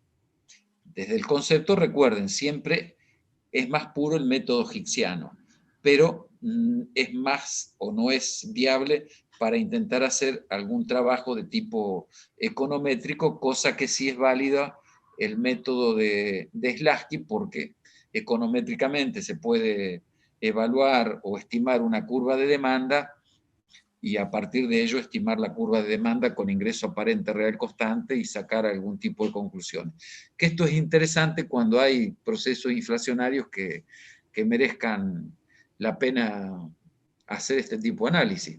Ustedes como consumidores, si son dependientes de un salario o de un ingreso, y generalmente con tasas, bueno, ahora están un poco más aceptables, pero estamos en el orden promedio de 2,5 de índice de costo de vida. Si cobran a principio de mes, ¿qué harían ustedes? Las compras semanales en el súper, si más o menos tienen organizada su economía, o intentarían comprar toda la compra usuales de abastecimientos de rutina al principio del mes, o la harían todas las semanas, un cuarto cada semana, o harían 2 al mes, una al principio y otra al fin. Digo, ¿qué ustedes creerían que harían? Y comprarla a principio de mes, profe, porque a fin de mes van a estar más caras. Claro, y porque el ingreso ustedes están perdiendo ingreso real por la suba de los precios, por lo que acabas de decir. Entonces, desde el punto de vista del ingreso real, ustedes comprarían al principio. Con lo cual, a los comerciantes, ¿qué les puede ocurrir? Y que se abastezcan mucho a fin de mes para poder abastecer la demanda fuerte de los primeros, digamos, 10 días del mes. Y después las ventas les van a caer mucho, entonces no tiene sentido que tengan acopiada mercadería que no van a vender por los costos financieros, bueno, las razones que pueda tener el comerciante, porque no va a vender. Y es un poco lo que les pasa también a los taximetreros. ¿Cuánto más trabajan cuando existen estas cuestiones? Y trabajan más los primeros 5 o 10 días del mes, cuando la gente está cobrando su salario. Después, el trabajo de los taxistas se cae muy fuertemente. Y esto tiene que ver con esto que nosotros mencionábamos, con la curva de demanda con ingreso aparente real constante. Entonces, si suben los precios, la curva esa va a ser diferente y esto permite hacer análisis de tipo econométrico para ayudarnos con la información a la toma de decisiones a los distintos agentes económicos, ¿no? Productores, comerciantes, consumidores, cualquiera, algunos la harán más académicamente, otros la harán implícitamente medio a ojo de buen cubero, pero implícitamente uno está haciendo análisis aunque no sepa que lo está haciendo. Pero bueno, es razonable, no todo el mundo tiene por qué saber todo, pero digo, las conductas guardan algún grado de racionalidad en este aspecto, aunque la gente por ahí no sepamos bien de qué se trata, pero efectivamente esto es así. Incide en toda la toma de decisiones. Bueno, no sé, chicos, si hay alguna otra duda que quieran o que merezca ser comentada o aclarada. Yo tengo una duda, profesor. Sí. Sobre cómo pasar de las curvas de costo medio y costo marginal de los gráficos, perdón, a la gráfica de la curva de oferta. A la curva de oferta de mercado. De un bien, sí. De un bien. Bueno, lo que pasa es que todavía eso no te va al parcial, ¿eh? Ojo. Ah, buenísimo. No, yo eso, tenía entendido chicos, que sí. No, pero mercados no entra en el parcial, dijo esto. Por cronograma Bueno. no entra. Yo lo estaba estudiando, pero bueno, buenísimo. Pero escúchame, por cronograma no entra, pero Claudio o Fabián les dijeron que entraba, hijo, esto. Yo creo que... Yo estaba leyendo el libro y... Ah, bueno, no, está bien, pero yo te la contesto, pero lo que les quiero decir que no se complica en la vida porque en teoría esto no entra al parcial. La curva de costo marginal de cada empresario, ¿se acuerdan que nosotros en la clase anterior mencionamos la función de costo marginal donde corta el costo medio variable mínimo hacia arriba?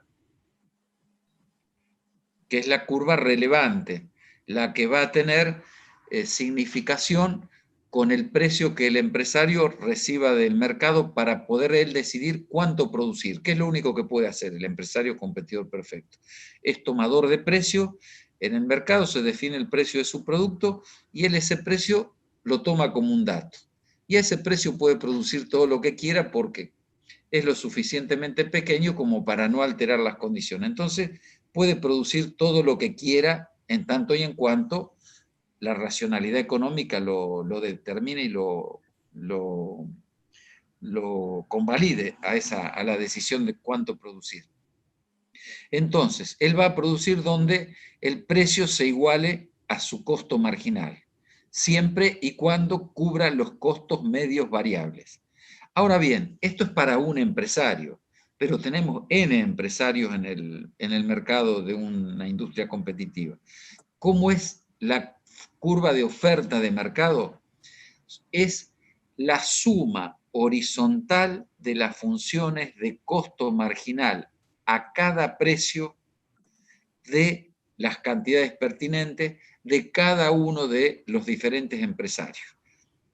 ¿Qué estoy queriendo decir? Imaginemos, al precio 3, el empresario 1 está dispuesto a ofrecer 2 unidades, el empresario 3, 3 unidades, el otro 2. Bueno, a 3 pesos sumamos todo y nos va a dar el valor que a 3 pesos está dispuesto a ofrecer el mercado.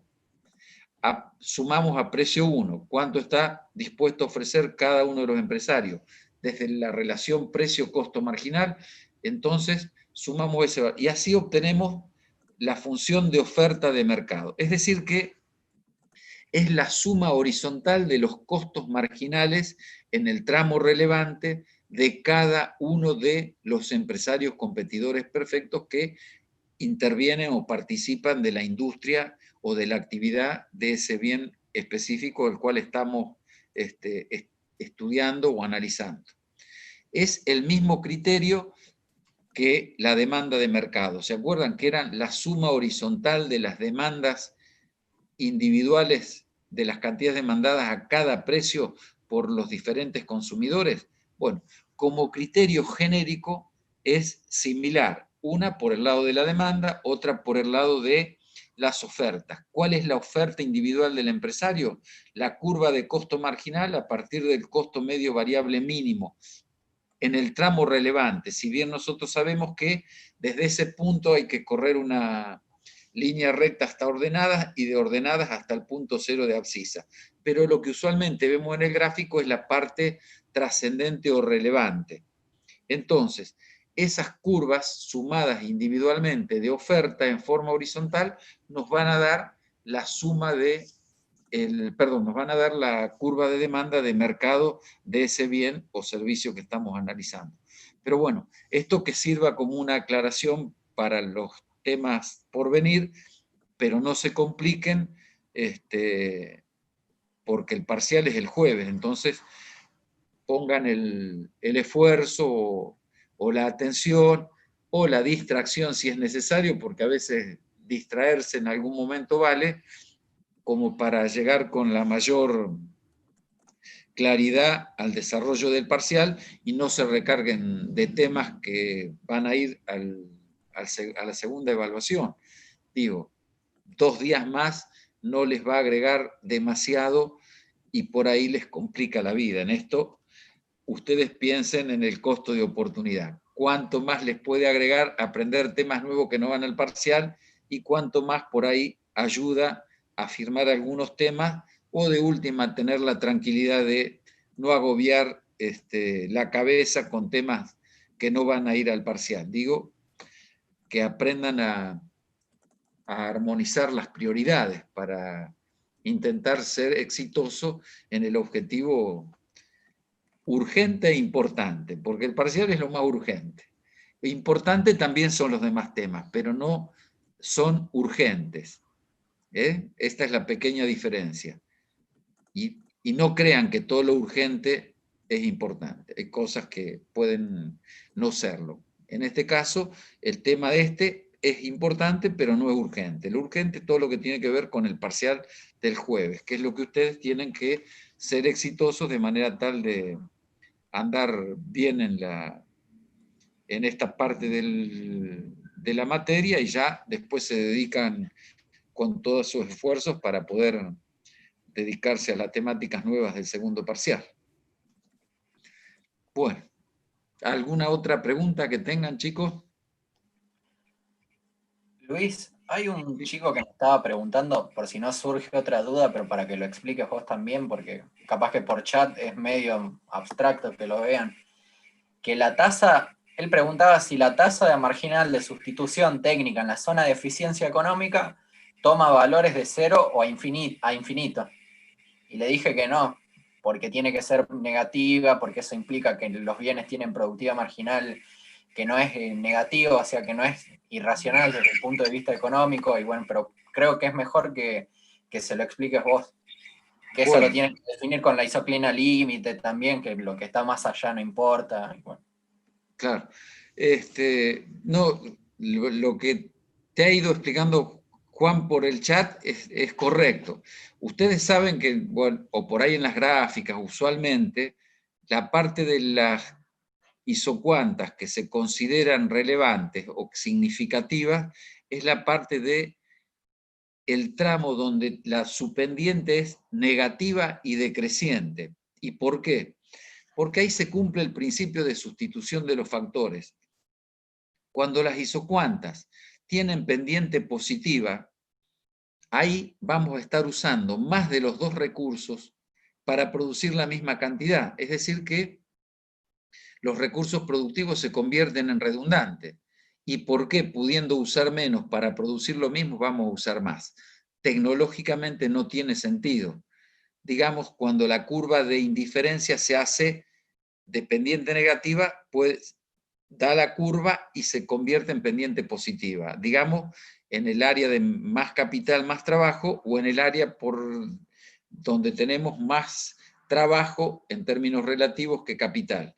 Entonces, ustedes por ahí vieron en PICNIC las isoclinas límite, que es donde la pendiente de la tangente a las curvas de isocuanta para el mayor nivel de capital sería infinita, y la pendiente para el mayor nivel de trabajo en las isocuantas sería 0. Entonces, ahí, en ese punto exacto, sobre el capital, la productividad, en ese punto exacto, la productividad del capital, cuando tenemos mucho capital y poco trabajo, la productividad del capital sería 0.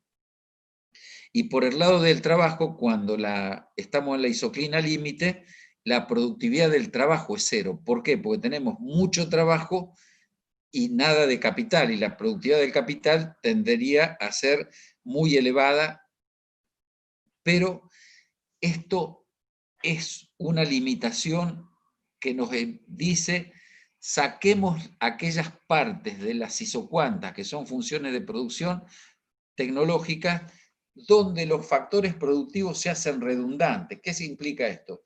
Que vamos a utilizar más de los dos para producir las mismas cantidades cuando podemos utilizar combinaciones de menor cuantía, de menor cantidad. Entonces, ¿para qué vamos a gastar más en recursos productivos, que a su vez hay que pagar precios positivos por ello, cuando se puede utilizar menos en cantidades de factores, con lo cual minimizamos los costos?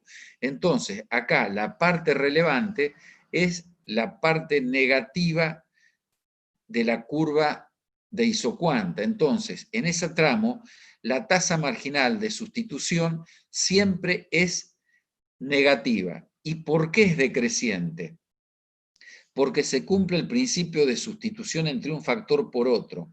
Y aparte de cumplirse ese principio de sustitución, ¿qué tipo de sustitución ocurre?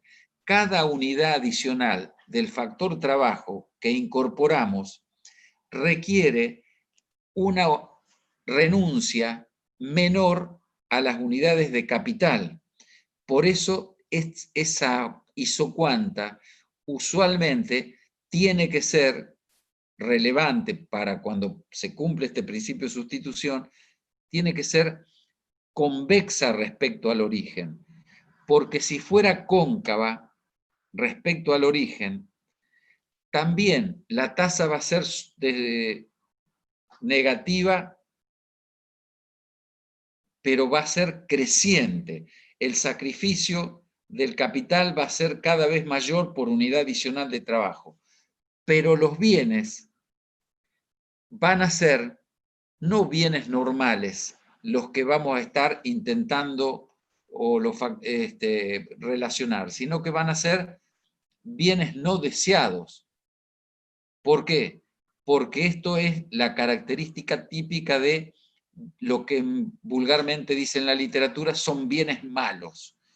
Imagínense cómo podría ser la curva para la basura que se entierra acá en el SEAMS, en la empresa esta de propiedad del Estado provincial y de la Ciudad Autónoma de Buenos Aires.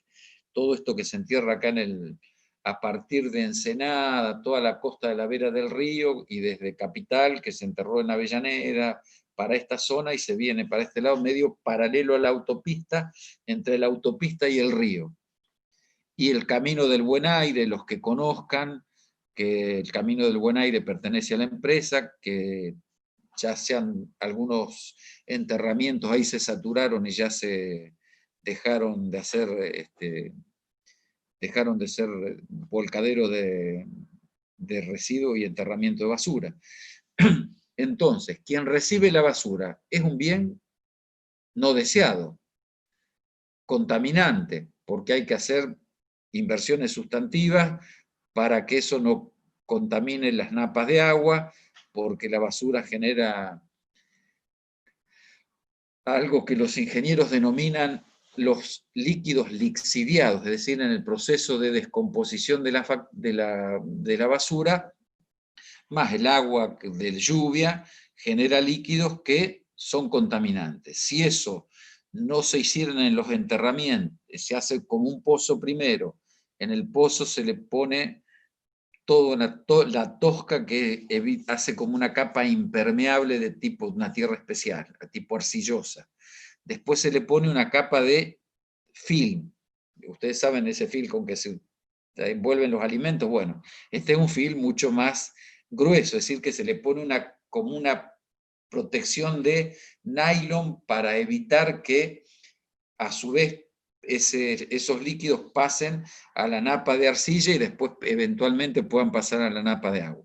Bueno, eso se diseña de algún modo que esos líquidos después tienen que ir a determinado tipo de colectoras y después de las colectoras esos líquidos teóricamente, no sé si lo están haciendo, pero en definitiva habría que hacerlo, esos líquidos tienen que pasar a un proceso técnico de relativa purificación antes de poderse volcar al río de la Plata.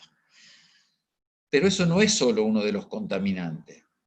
También el enterramiento de la basura, ¿qué genera? Saben que genera gas metano. Y por ejemplo, una de las cosas que se podría utilizar es iluminar a través de lámparas de gas metano. Esto simplemente sería simple, enterrar un caño y hacerle la lamparita de mar y estaría encendida permanentemente, porque el gas metano fluiría por el caño, encendería la lámpara y tendrían luz permanentemente. Pero bueno, hay modos tecnológicos de poder recapturar ese gas metano y utilizarlo en diferentes usos razonables para que ese gas metano no pase y contamine la atmósfera, es decir, y contribuya a lo que usualmente todos sabemos que es el calentamiento global por la quema de gases inapropiados, no más allá, digamos, de los desastres convencionales que puede ser la quema de montes nativos,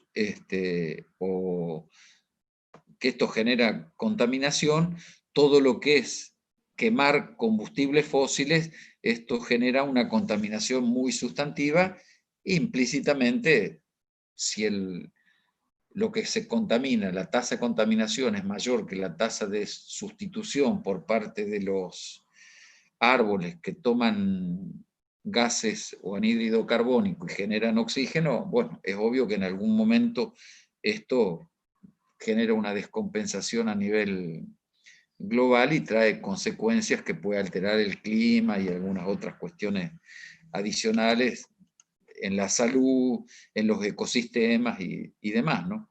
Pero bueno, esto es por qué nosotros no consideramos que las curvas de isocuanta sean o cóncavas o sean ascendentes de un modo o de otro, sino que sean convexas respecto al origen.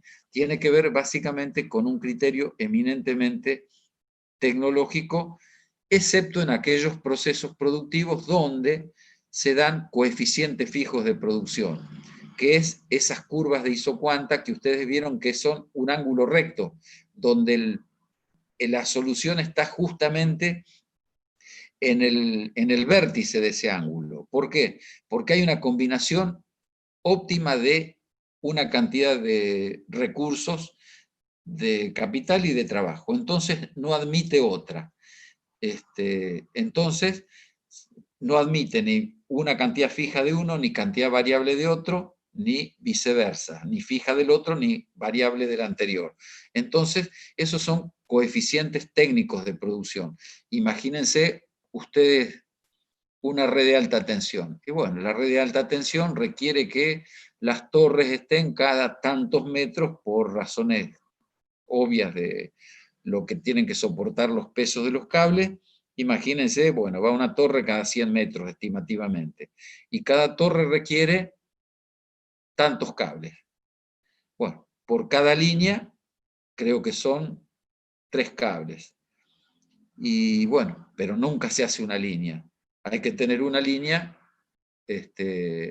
muleto, como en los autos de carrera. Si se rompe uno, que quede el otro. Bueno, en las líneas de alta tensión de transmisión tiene que haber 2. Si falla una línea, que la energía pueda ser sustituida por un camino alternativo. Entonces, ahí hay relaciones técnicas. No se pueden poner ni más ni menos cosas que las que llevan. Entonces, los conectores, hay relaciones técnicas de producción, entonces no puede haber un principio de sustitución. Pongo menos cables, más torres, menos conectores, menos aislantes. Entonces, eso es un tema de tipo ingenieril, no admite otro tipo de combinación. Lo que nosotros estamos pensando es que otros procesos de producción donde es pasible de sustitución de recursos productivos. O pensar que eventualmente un caso extremo que la sustitución sea perfecta, que la curva de isocuanta sea una línea recta con pendiente negativa. Bueno, este sería otro caso eminentemente excepcional donde los factores tendrían una capacidad de sustituibilidad perfecta, cosa que desde lo técnico es bastante poco probable. Pero digo, lo poco probable desde lo técnico a veces no quiere o no significa que no se pueda hacer la conceptualización pertinente de manera tal de poder teorizar al respecto, ¿no? Entonces, vale el sentido conceptual de tener claro estas conceptualizaciones, aunque por ahí son relativamente poco frecuentes. No sé si quedó claro el tema del por qué la tasa marginal tiene que ser negativa y decreciente, que no va a poder ser positiva porque hay redundancia de los factores productivos, y esta es la condición para que nosotros estemos utilizando los recursos de una manera eficiente, que esto va a tener que ver con la maximización del producto dado un costo o la minimización del costo dado un producto, que son el problema dual que puede enfrentar el productor, ¿no? Que esto ya ustedes lo deben haber leído y haber estudiado. Sí, ¿Alguna? decía el chico que quedó claro. Incluso yo les decía que por ahí se pueden hacer la imagen mental de la colina, porque si te comenzás a caer de la colina es porque no te conviene hacer eso, entonces quédate Claro, solo en el primer lado. claro, exacto. Sí, tuviste preciso, Juan, con el tema de la colina.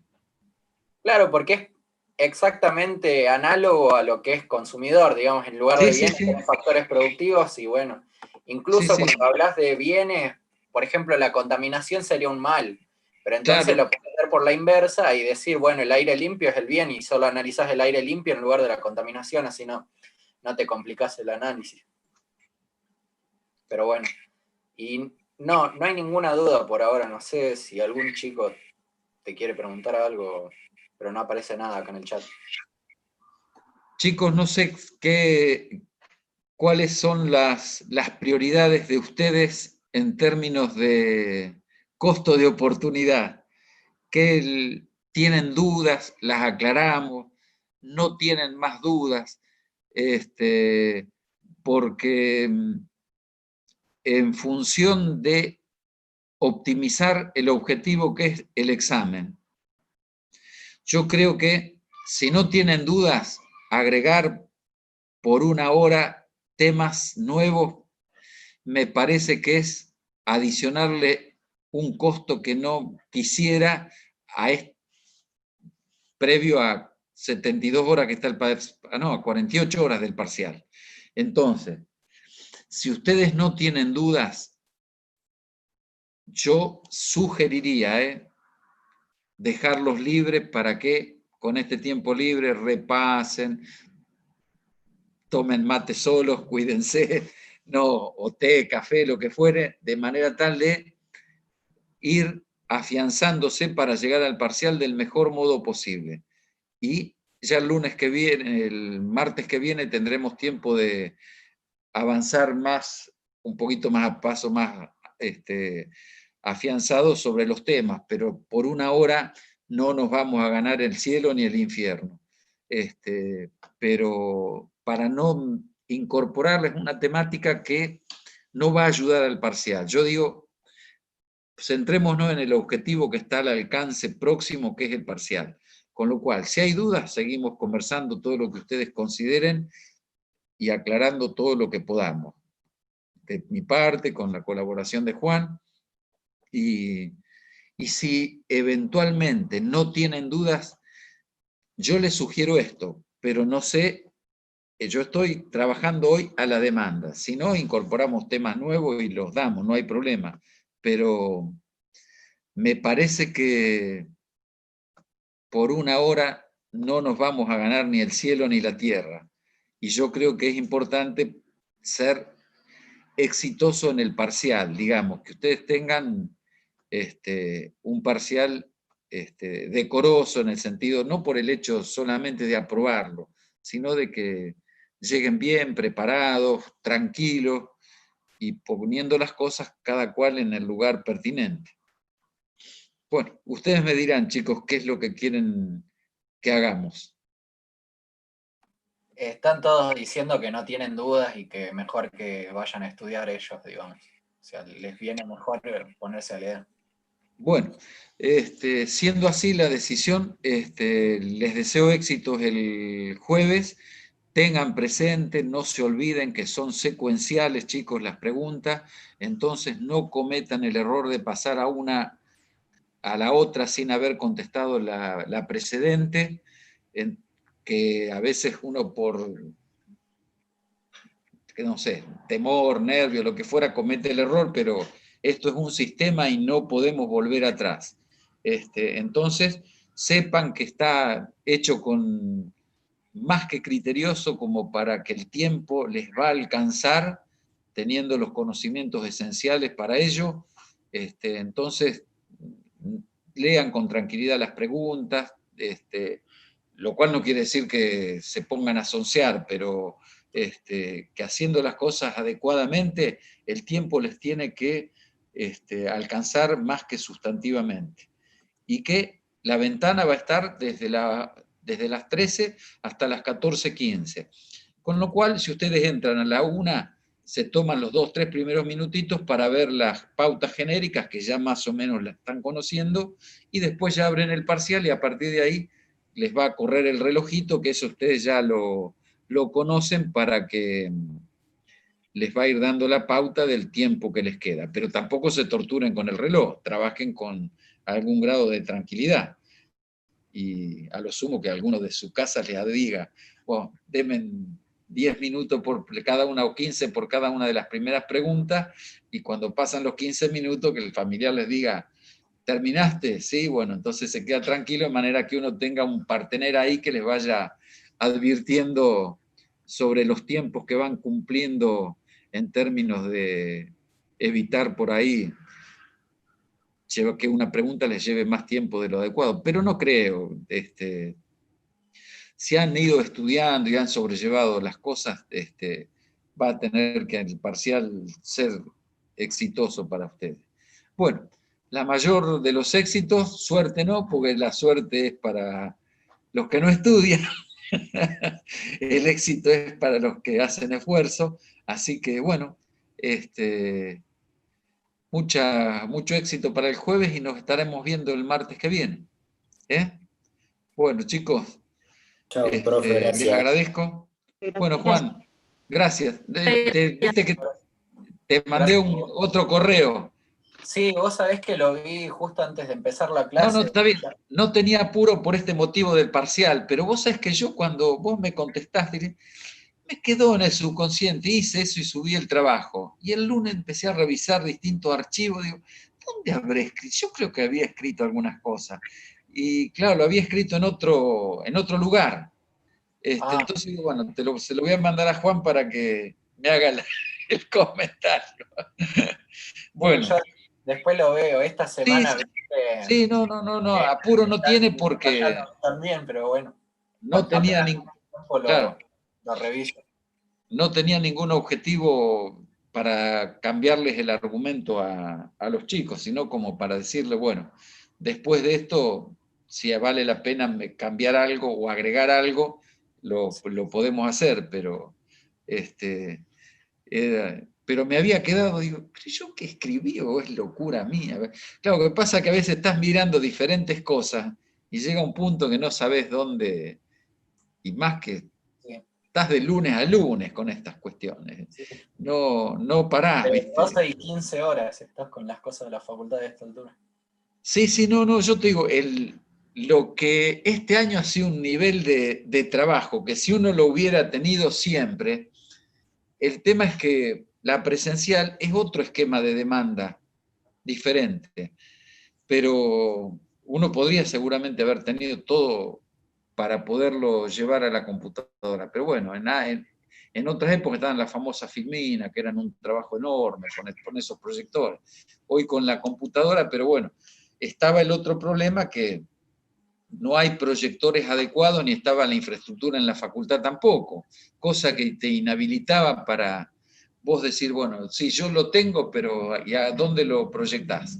Si no había argumento. Entonces, este año nos ha obligado a empezar a hacer y a aprender cosas que hipotéticamente no se presumían. Y la otra es que no hay tampoco, bueno, ahora está un poco más alivianado el tema de acceder a ciertos negocios, pero comprar cierta tecnología en algún momento era inoportuno porque los negocios estaban cerrados, y comprar a tonta y a ciegas cuando uno conoce poco qué es lo que hay, sí, resulta poco convincente. Yo ahora tengo que salir a comprar un aparatito para expandir internet al área del quincho, porque llega muy tenue, ¿viste? Para los celulares anda, pero para un televisor no. Entonces, hay uno que propagandean todos, pero lo compras, es más fácil ir a una casa de informática que te lo vendan con lo cual podés recurrir si no sabés si rinde o no rinde, pero es complicado todo el tema tecnológico para los que... Por ahí ustedes que han nacido con estas cuestiones les es más fácil. A Yo nosotros... estuve justo en el cambio, pero quedé, digamos, del otro lado. A mí también me cuesta mucho. Yo te digo, aprendo y un poco, ya te digo, yo en el 90, sí, fue en el 90. Yo me acuerdo que una computadora la veía, pero no tenía la menor idea.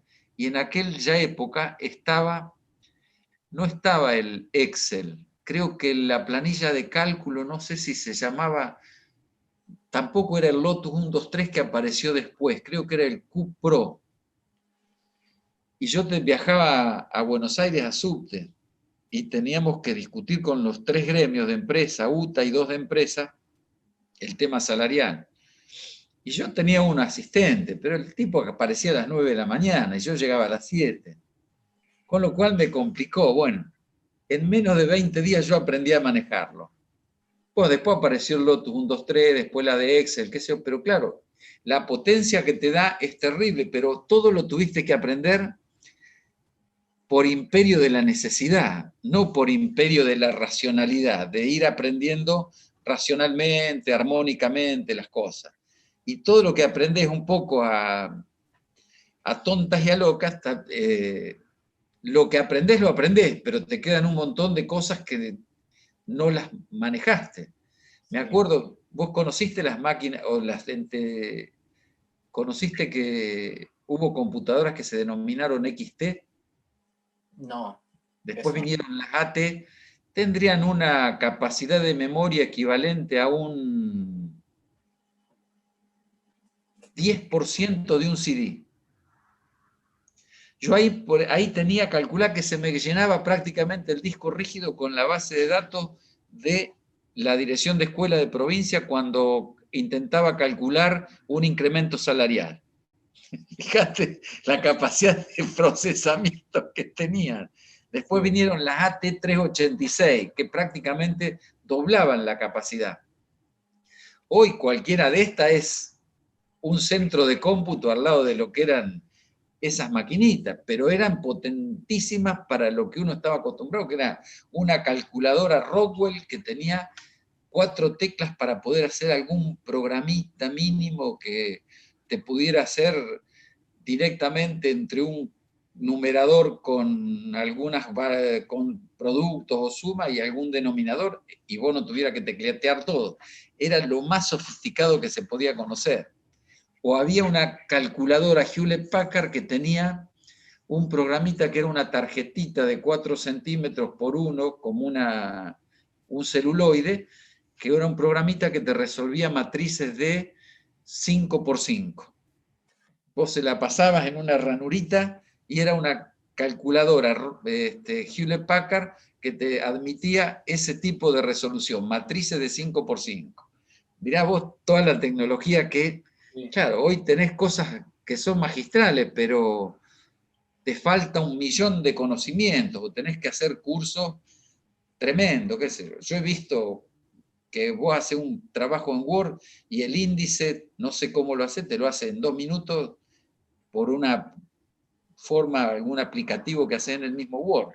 No tenés que andar recorriendo, vos haciendo el índice, pero digo, tenés que tomar un curso de Word, tenés que tomar un curso de Excel. Te viví haciendo cursos y a esta altura de la vida ya, con lo que más o menos manejás, lo otro lo vas aprendiendo y lo vas resolviendo, que es lo que de algún modo uno hace, ¿no? Pero tristemente sería ideal haber podido tener esta tecnología algunos cuantos años antes. Pero bueno, los que la agarran van a estar más que capacitados en este aspecto, porque resuelve